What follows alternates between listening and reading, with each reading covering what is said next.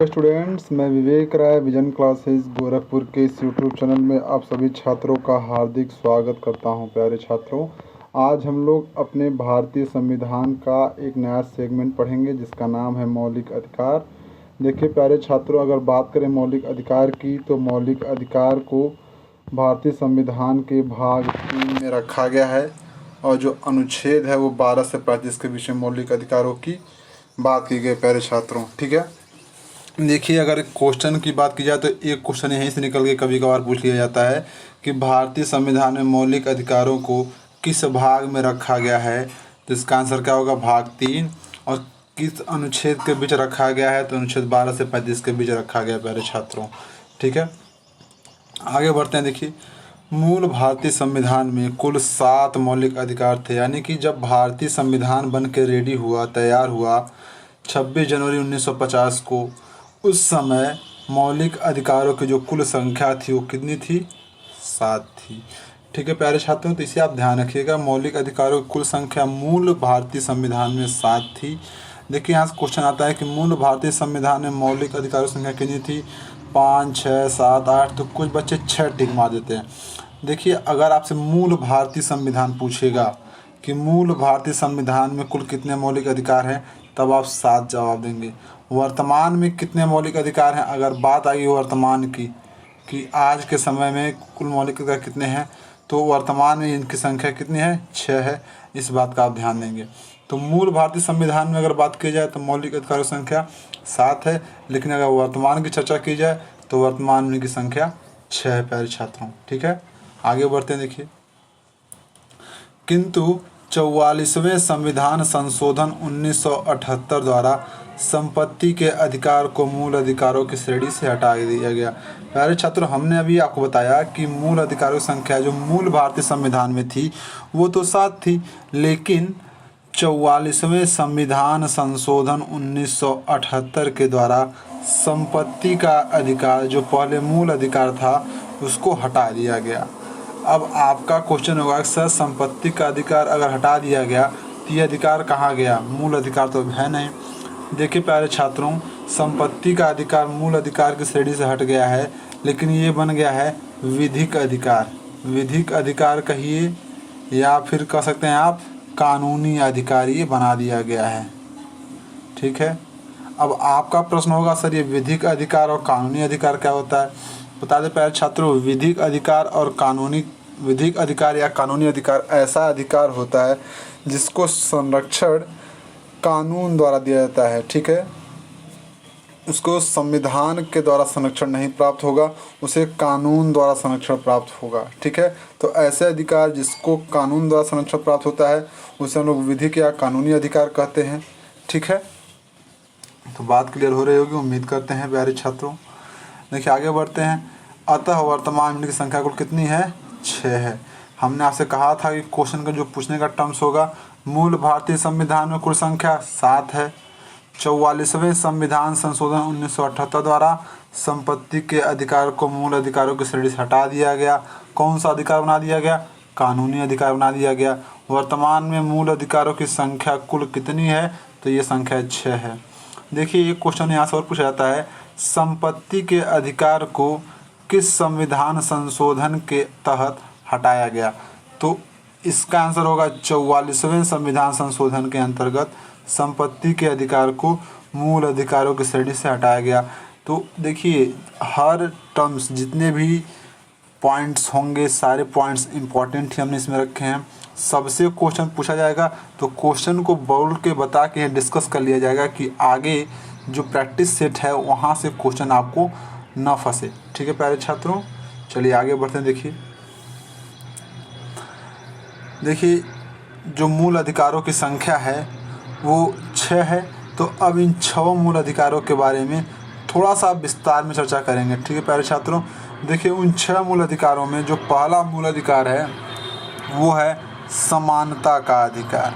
ठीक है, समानता का अधिकार क्या है? हमारा मूल अधिकार है। इसे किस अनुच्छेद में रखा गया है? तो अनुच्छेद 14 से 18 के बीच में समानता के अधिकार के बारे में बात की गई डियर स्टूडेंट। ठीक है डियर स्टूडेंट्स, आपको ये चीज़ें समझ में आ रही होंगी, उम्मीद करते हैं। ठीक है, चलिए आगे बढ़ते हैं। अनुच्छेद 14 देखिए, विधि के समक्ष समता, यानी राज्य के सभी व्यक्ति एक समान कानून बनेगा और उन पर एक समान लागू करेगा। यानी कि देखिए, विधि के समक्ष, यानी जो हमारा विधि विधान है, जो नियम कानून है, उसके समक्ष राज्य के जो सभी व्यक्ति हैं उनके लिए कानून क्या है, एक समान बनेगा। ठीक है, तथा उन पर एक समान रूप से लागू किया जाएगा। ऐसा नहीं है कोई SC ST है तो उस पर संविधान का नियम पहले लागू कर दिया गया, कोई जनरल है तो उस पर बाद में लागू किया जाएगा, ऐसा कुछ नहीं है। संविधान के जो भी नियम कानून होंगे वो विधि के समक्ष समता के अनुसार राज्य के सभी व्यक्तियों पर एक साथ लागू किए जाएंगे। ठीक है। अनुच्छेद 15 देखिए, आर्टिकल 15 क्या है, केवल धर्म, मूलवंश, जाति, लिंग या जन्म के आधार पर नागरिकों के मध्य विभेद करने से राज्य को रोकता है। देखिए, यह जो अनुच्छेद 15 ये बहुत बढ़िया आर्टिकल है। इसमें क्वेश्चन देखिए पूछा चुका था कि धर्म, मूलवंश, जाति, लिंग या जन्म स्थान के आधार पर नागरिकों के मध्य विभेद को रोकने वाला जो अनुच्छेद है वो कौन सा है, वो अनुच्छेद 15 है। देखिए, आर्टिकल 15 ये कहता है कि धर्म के आधार पर राज्य के नागरिक अलग नहीं हो सकते हैं, जाति के आधार पर अलग नहीं हो सकते हैं, लिंग या जन्म स्थान के आधार पर नागरिकों को अलग नहीं किया जा सकता है। ठीक है, उनमें कहीं कोई भी भेद नहीं किया जाएगा। जो वरीयता जनरल कास्ट को दी जाएगी वही SC ST को दी जाएगी। तो सारी चीज़ें सबको एक समान सर्वधर्म समभाव के भाव से हमारे संविधान में चीज़ें लिखी गई हैं, वर्णित की गई हैं। ठीक है डियर स्टूडेंट, चलिए आगे देखते हैं। अनुच्छेद 16 क्या कहता है, लोक नियोजन के विषय में अवसर की समानता। देखिए, अनुच्छेद 16 बहुत ही इम्पोर्टेंट है। ये कह रहा है लोक नियोजन के विषय के संदर्भ में, यानी कि लोक नियोजन का जो विषय है, जैसे मान लीजिए कोई वैकेंसी है, अगर कोई भर्ती आती है तो वो सभी के कल्याण के लिए होना चाहिए। उसमें सभी को एक समान अवसर दिया जाएगा। ठीक है, सभी को एक समान अवसर दिया जाएगा। अगर रिटन होगा तो सबका रिटन होगा, फिजिकल होगा तो सबका फिजिकल होगा, मेडिकल होगा तो मेडिकल सबका होगा। यानी कि सबको एक समान अवसर दिया जाएगा, चाहे वो व्यक्ति SC ST का हो, चाहे OBC हो, चाहे जनरल कैटेगरी का बच्चा हो, चाहे छोटे कुल का हो, चाहे बड़े कुल का हो, उससे मतलब नहीं है। सबको एक समान अवसर प्रदान किया जाएगा। ठीक है, इसके बारे में आर्टिकल 16 वर्णन करता है डियर स्टूडेंट। ठीक है, चलिए आगे बढ़ते हैं। देखिए, अब अगला है स्वतंत्रता का अधिकार। देखिए, स्वतंत्रता का अधिकार आपको दिया गया है। ठीक है, मूल अधिकारों की श्रेणी का दूसरा अधिकार है, जिसे अनुच्छेद 19 से 22 के बीच रखा गया है। ठीक है, स्वतंत्रता के अधिकार को किस आर्टिकल के बीच रखा गया है, तो आर्टिकल 19 से 22 के बीच स्वतंत्रता के अधिकार को रखा गया डियर स्टूडेंट। देखिए, इसमें एक अधिकार है शोषण के विरुद्ध अधिकार। ठीक है, इस अधिकार को स्वतंत्रता के अधिकार के अंतर्गत रखा गया है। देखिए, शोषण के विरुद्ध अधिकार से क्या तात्पर्य है। देखिए, ऐसे अधिकार, भारतीय नागरिक को दिए गए ऐसे अधिकार जिनसे उनका शोषण अवरुद्ध होता है, यानी उन पर कोई शोषण नहीं कर सकता, यानी कि जबरन आपसे कोई मजदूरी नहीं करा सकता है, जबरन आपसे कोई भी काम नहीं करा सकता है। ठीक है, आर्टिकल 23-24 में शोषण के विरुद्ध अधिकार का चर्चा किया गया है। ठीक है प्यारे छात्रों, अगला है देखिए धार्मिक स्वतंत्रता का अधिकार, यानी कि धर्म को लेकर भी आपको स्वतंत्रता है। अगर आप चाहते हैं हिंदू धर्म को मानना तो हिंदू धर्म को मान सकते हैं, मुस्लिम, सिख, ईसाई जिस धर्म को मानना चाहते हैं उस धर्म को मान के आप हमारे समाज में ठीक उसी प्रकार रह सकते हैं जिस प्रकार आम जनता रह रही है। ठीक है, तो धार्मिक स्वतंत्रता का अधिकार देश के सभी नागरिकों को दिया गया है और ये जो अधिकार है चूँकि ये मूल अधिकार है तो इसका हनन भी नहीं किया जा सकता है प्यारे छात्रों। ठीक है, देखिए आर्टिकल 25 में अंतःकरण और धर्म के अबाध रूप से मानने, आचरण और प्रचार करने की स्वतंत्रता प्रदान की गई है। देखिए, जो हमने कहा था वही बात है, अंतःकरण की स्वतंत्रता है। आप अपने अंदर से किसी भी धर्म को मानिए, किसी भी संप्रदाय को मानिए, वो अबाध रूप से आप मान सकते हैं, यानी कि उसको मानने में कहीं कोई बाधा नहीं उत्पन्न होगी, ठीक है।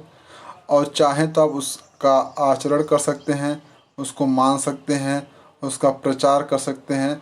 इसके लिए आपको स्वतंत्रता प्रदान की गई है अनुच्छेद 25 के अंतर्गत भारतीय संविधान द्वारा, ठीक है प्यारे छात्रों। देखिए, बात करते हैं शिक्षा एवं संस्कृति का अधिकार। इससे पहले कि इसके बारे में बात करें, आपको एक बार फिर से रिपीट कर दे, स्वतंत्रता का अधिकार का मतलब क्या है। यह एक ऐसा अधिकार है जो देश के सभी नागरिकों को एक समान रूप से दिया गया है कि वो स्वतंत्र हैं। वो देश के किसी भूभाग में जा सकते हैं, घूम सकते हैं, टहल सकते हैं, कहीं भी जा सकते हैं, कहीं भी रह सकते हैं, कुछ भी कर सकते हैं। उनको पूरी छूट दी गई है स्वतंत्रता के अधिकार के माध्यम से। लेकिन छूट उन्हीं कामों के लिए दिया गया है जो असंवैधानिक न हो। अगर आप इस अधिकार का लाभ लेके असंवैधानिक काम करते हैं तो फिर आपकी जो स्वतंत्रता का अधिकार है उसे छीन लिया जाएगा। तो असंवैधानिक और देश परहित में काम नहीं होना चाहिए। काम जो हो वो देश हित में हो, संवैधानिक हो। आप कर सकते हैं देश के किसी भी राज्य में, किसी भूभाग में जाकर, ठीक है। शोषण के विरुद्ध अधिकार, यह एक ऐसा अधिकार है जो देश के सभी नागरिकों को दिया गया है। वो इसलिए दिया गया है कि आपका शोषण ना हो, यानी आप, अगर आपकी इच्छा है, मर्जी है, तो आप जहाँ चाहें जो चाहें काम करें, ना करें, कोई आपका शोषण नहीं कर सकता है। अर्थात कोई ज़बरदस्ती आपसे कोई काम नहीं करा सकता है। इसका अधिकार अनुच्छेद 23 और 24 में दिया गया है। अगला था चौथा, धार्मिक स्वतंत्रता का अधिकार, यानी धर्म को लेकर भी स्वतंत्रता आपको दी गई है। देश के सभी नागरिकों को धर्म को लेके भी स्वतंत्रता दी गई है कि धर्म, आप चाहें तो अपने धर्म के अनुसार रह सकते हैं। अगर आप हिंदू धर्म अपनाना चाहते हैं, हिंदू धर्म अपना सकते हैं। मुस्लिम, सिख, ईसाई, जिस धर्म को आप मानना चाहते हैं उस धर्म को आप मानिए। उस धर्म का प्रचार प्रसार करने की पूरी स्वतंत्रता, पूरी छूट भारतीय संविधान के द्वारा आपको दी गई है, ठीक है। देखिए, अनुच्छेद 15 से 28 के बीच सारी बात की गई हैं, जिसमें से अनुच्छेद 15 बहुत ही महत्वपूर्ण है, अंतःकरण की स्वतंत्रता, ठीक है। ये कई बार एग्जाम पूछा हुआ है, इसलिए इसको एक्सप्लेन करना बहुत जरूरी था। अंतःकरण यानी कि आप अपने आंतरिक हृदय से जिस भी धर्म को मानिए, उसमें कहीं कोई अबाधा नहीं हो सकता, यानी कोई बाधा नहीं डाल सकता है। उसको आप प्रेम से मान सकते हैं, उसका प्रचार प्रसार कर सकते हैं, ठीक है। इसके लिए भारतीय संविधान आपको पूरी तरह स्वतंत्र करता है प्यारे छात्रों, ठीक है। अगला है शिक्षा एवं संस्कृति का अधिकार। इसके बारे में चर्चा कर लेते हैं। देखिए, इसके बारे में बात जो की गई है वो अनुच्छेद 29 और 30 में शिक्षा एवं संस्कृति के अधिकार के बारे में बात की गई है। देखिए डियर स्टूडेंट, शिक्षा और संस्कृति के अधिकार के बारे में जो भी बातें कही गई हैं अनुच्छेद 29 और 30 में, ये अल्पसंख्यक वर्गों को ध्यान में रख के किया गया है। क्योंकि जो अल्पसंख्यक वर्ग के लोग हैं उन्हें शिक्षा और संस्कृति, इन दोनों से ये बहुत दूर हुआ करते थे जब संविधान का निर्माण हुआ। तो संविधान निर्माण के समय इन सभी वर्गों को, जो बहुत निचले तबके के लोग थे, उन पर थोड़ा विशेष ध्यान दिया गया कि वो भी समाज में, हमारी कम्युनिटी में बराबरी का अधिकार प्राप्त कर सकें। इसलिए उन्हें शिक्षा और संस्कृति संबंधी अधिकार दिया गया अनुच्छेद 29 और 30 में। तो आप याद रखेंगे आर्टिकल 29 और 20 और 30 जो है वो अल्पसंख्यक वर्गों से संबंधित है, शिक्षा एवं संस्कृति का अधिकार, ठीक है। आगे बढ़ते देखिए, संवैधानिक उपचारों का अधिकार, ये आखिरी मूल अधिकार है।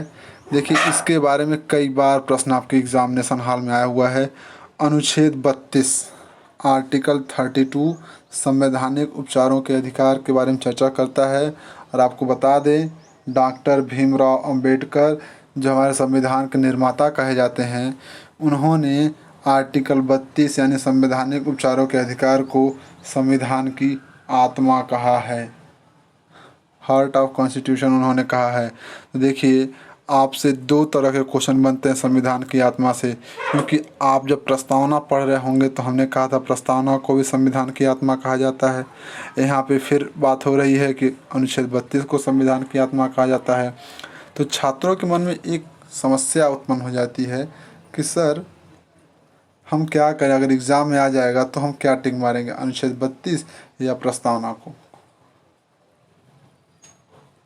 हम सभी छात्रों से ये बता देना चाहते हैं कि जो प्रश्न आएगा उस प्रश्न को ध्यान से पढ़िएगा, ठीक है। भारतीय संविधान की आत्मा किसे कहा जाता है? जब ये क्वेश्चन आएगा तब आप बोलेंगे प्रस्तावना को भारतीय संविधान की आत्मा कहा जाता है। लेकिन अगर ये कहा जाए डॉक्टर भीमराव के संदर्भ में संविधान की आत्मा किसे कहा जाता है, तो आप अनुच्छेद 32 का नाम लेंगे, क्योंकि अनुच्छेद 32 को ही डॉक्टर भीमराव अंबेडकर ने संविधान की आत्मा की संज्ञा दी थी। तो ये क्वेश्चन यहाँ से क्लियर हो गया आपका, ठीक है। 44वें संविधान संशोधन अधिनियम 1978 द्वारा संपत्ति के अधिकार को मूल अधिकारों की श्रेणी से समाप्त कर दिया गया था। इसके बारे में हमारी आपकी बात हो गई है। देखिए, जब संपत्ति का अधिकार मूल अधिकारों की श्रेणी में था तो उस समय यह जो था वो अनुच्छेद 19(1) च तथा अनुच्छेद 31 के तहत भारतीय संविधान का हिस्सा था, ठीक है। जब ये मूल अधिकारों की श्रेणी में था तब की बात कर रहा हूँ प्यारे छात्रों, ठीक है। लेकिन जब ये मूल अधिकारों की श्रेणी से हट गया तब इसे कहाँ जगह मिली? मूल अधिकारों की श्रेणी से हट जाने के बाद इसे अनुच्छेद 300 क के तहत विधिक अधिकार का दर्जा दे दिया गया, ठीक है। तो अब ये मूल अधिकार तो रहा नहीं, यानी कि अनुच्छेद 19(1) च और 31 को साइलेंट कर दिया गया और संपत्ति के अधिकार को अनुच्छेद 300 क के तहत एक विधिक अधिकार की संज्ञा दे दी गई। इसे कानूनी अधिकार भी कहा जाता है प्यारे छात्रों, ठीक है। प्यारे छात्रों, चलिए आगे बढ़ते हैं। तो आपको मूल अधिकार समझ में आ गया। तो वर्तमान में मूल अधिकारों की संख्या कितनी है, तो एक बार फिर से वर्तमान में इनकी संख्या कुल 6 है। संविधान निर्माण के समय की संख्या कुल कितनी थी? 7 थी। किस अधिकार को मूल अधिकारों की श्रेणी से हटा दिया गया है, तो वह है संपत्ति का अधिकार, ठीक है। इसे वर्तमान में किस अनुच्छेद में रखा गया है? अनुच्छेद 300 क के तहत रखा गया है। किस अधिकार की संज्ञा दी गई है? तो विधिक अधिकार। अगर ऑप्शन में आएगा तो ये टिक मारिएगा। अगर कानूनी अधिकार बोलता है तो वो भी सही है, कानूनी अधिकार को भी आप टिक मार सकते हैं, ठीक है प्यारे छात्रों। तो ये आपके मूल अधिकार का मूल अधिकार चैप्टर से जो भी बातें थी सब समाप्त हो गई हैं, ठीक है। अब आगे बात आती है टेस्ट सीरीज़ की। तो विजन क्लासेस आपका वेलकम करता है, स्वागत करता है आपका विजन क्लासेस के इस मूल अधिकार वाले चैप्टर की टेस्ट सीरीज से। तो लेट्स स्टार्ट टेस्ट को हम लोग अब शुरू करेंगे, ठीक है डियर स्टूडेंट। तो आप कहीं मत जाइए, इस टेस्ट को कंप्लीट करिए और पता करिए कि आप कितना तैयार किए हैं अभी। देखिए डियर स्टूडेंट, बात करते हैं क्वेश्चन नंबर 1 की। तो क्वेश्चन नंबर 1 देखिए क्या कह रहा है। भारतीय संविधान द्वारा भारतीय नागरिकों को कुल कितने मौलिक अधिकार प्रदान किए गए हैं? तो आपसे क्वेश्चन देखिए बहुत बढ़िया पूछ रहा है। भारतीय संविधान द्वारा, यानी जब भारत के संविधान का निर्माण हुआ तो भारतीय संविधान द्वारा भारतीय नागरिकों को कुल कितने मौलिक अधिकार प्रदान किए गए थे? प्यारे छात्रों, ये बहुत बढ़िया क्वेश्चन है, हमने कई बार रिपीट किया है। तो जब बना था उस समय जो मूल अधिकार प्राप्त किए दिए गए थे वो 7 थे, वर्तमान में 6 हैं, ये ध्यान रखिएगा, ठीक है। चलिए क्वेश्चन नंबर अगला देखते हैं। भारतीय संविधान के किस अनुच्छेद में संवैधानिक उपचारों का अधिकार दिया गया है? अब संवैधानिक उपचारों का अधिकार किस अनुच्छेद में दिया गया है प्यारे छात्रों? तो आपका आंसर होना चाहिए ऑप्शन नंबर सी, अनुच्छेद 32 में संवैधानिक उपचारों का अधिकार दिया गया है। आपको अभी जस्ट पढ़े हैं अनुच्छेद 32 में संवैधानिक उपचारों के अधिकार का वर्णन किया गया है। प्यारे छात्रों, ये सारे क्वेश्चन आपके एग्जाम में आए हुए हैं। देखिए ये फोर्स में क्वेश्चन आया था, ठीक है। जितने भी फोर्स हमारे पैरामिलिट्री फोर्स में एसएससी जीडी है, ठीक है, यूपीपी, इस सब में क्वेश्चन आ चुके हैं। एसएससी एमटीएस में देखिए क्वेश्चन पूछा हुआ है। एसएससी सीजीएल में कई बार हिट किया हुआ क्वेश्चन है।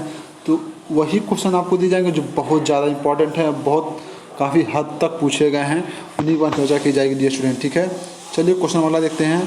निम्नलिखित में से किस अनुच्छेद में कहा गया है कि किसी भी व्यक्ति को एक ही अपराध के लिए एक बार से अधिक दंड नहीं दिया जा सकता है? तो प्यारे छात्रों, एक अपराध कर रहे हैं उसके लिए एक से अधिक दंड नहीं दिया जाएगा। ये किस अनुच्छेद में कहा गया प्यारे छात्रों? ये होगा ऑप्शन नंबर ए, अनुच्छेद 20 में ये कहा गया है कि किसी भी व्यक्ति को एक अपराध के लिए एक बार ही दंडित किया जा सकता है, ठीक है। क्वेश्चन नंबर अगला देखते हैं डियर स्टूडेंट। मौलिक अधिकारों के अंतर्गत कौन सा अनुच्छेद बच्चों के शोषण से संबंधित है? शोषण संबंधी अधिकार कहाँ दिया गया प्यारे छात्रों? हमने आपको बताया था। बताइए क्या आंसर होगा? इसका आंसर होगा ऑप्शन नंबर डी, ठीक है, अनुच्छेद 24। अनुच्छेद 24 में बच्चों के शोषण संबंधी अधिकारों का वर्णन किया गया डियर स्टूडेंट, ठीक है। चलिए आगे बढ़ते हैं। देखिए, भारत के संविधान को निम्नलिखित में से कौन सा अनुच्छेद प्रेस की स्वतंत्रता से संबंधित है? देखिए प्यारे छात्रों, प्रेस की स्वतंत्रता वाला क्वेश्चन एग्ज़ाम में, जो भी एग्ज़ाम होगा, अगर पॉलिटी सेगमेंट है तो प्रेस की स्वतंत्रता से क्वेश्चन अक्सर पूछ लिया जाता है। तो बी कॉन्फिडेंट, क्लियर रहिए कि क्या हो सकता है इसका आंसर। देखिए इसका आंसर क्या होगा? इसका आंसर होगा अनुच्छेद आर्टिकल 19 भारतीय संविधान के अनुच्छेद 19 जो है वो प्रेस की स्वतंत्रता का वर्णन करता है। जो हमारा प्रेस है वो स्वतंत्र है, इसके बारे में बताता है अनुच्छेद 19 आर्टिकल 19, ठीक है। देखिए नेक्स्ट क्वेश्चन है, संपत्ति के मूल अधिकारों को किस संवैधानिक संशोधन अधिनियम के द्वारा समाप्त कर दिया गया? संपत्ति का अधिकार जो 7वां मूल अधिकार था, किस संविधान संशोधन अधिनियम के अंतर्गत समाप्त कर दिया गया प्यारे छात्रों? तो बताइए इसका आंसर क्या होगा? आपको हमने बताया था 44वें संविधान संशोधन के अंतर्गत संपत्ति के अधिकार को मूल अधिकारों की श्रेणी से हटाकर विधिक अधिकार बना दिया गया डियर स्टूडेंट, ठीक है। ये कौन सा अधिकार बन गया है? विधिक अधिकार या कानूनी अधिकार बना दिया गया है संपत्ति के अधिकार को डियर स्टूडेंट, ठीक है। तो ये था आपके मूल अधिकार सेगमेंट से क्वेश्चन सीरीज जो आपको काफ़ी पसंद आई होगी डियर स्टूडेंट्स। अगर आपको वीडियो अच्छा लग रहा है तो वीडियो को खूब शेयर करिए। जल्द ही हम लोग ऑनलाइन क्लासेस स्टार्ट करेंगे प्यारे छात्रों, लेकिन तब तक आप वीडियो को खूब शेयर करिए। इस लॉकडाउन के समय में अपने घर पर रह के अपनी तैयारी को एक नए अंजाम, नए शिखर तक पहुंचाइए, ठीक है प्यारे छात्रों। तब तक के लिए धन्यवाद, थैंक यू वेरी मच। अपनी पढ़ाई करते रहें, धन्यवाद।